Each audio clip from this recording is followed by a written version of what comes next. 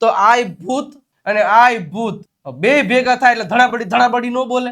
હું અંગ્રેજી ન બોલ્યો તો હું ન બોલ્યો એટલે આય સબ્જેક્ટ પછી સીધું મૂકવાનું છે ડીડ. આઈ ડીડ પછી સીધું મૂકવાનું છે નોટ.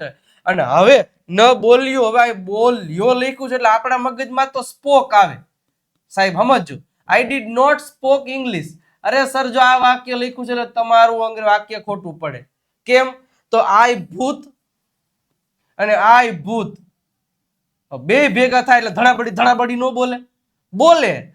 તેના કરતા આપણો શાંતિપ્રિય દેશ છે તો આને દૂર રાખવાનો ભાઈ.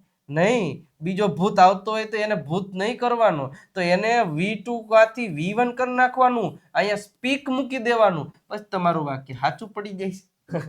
રેડી? એટલે ધ્યાન રાખજો ભાઈ, ભૂત ભેગા ન થવા જોઈએ. ઘણા કરે છે, બધું આડે છે બિચારા. I did not spoke, I did not thought, we did not vent.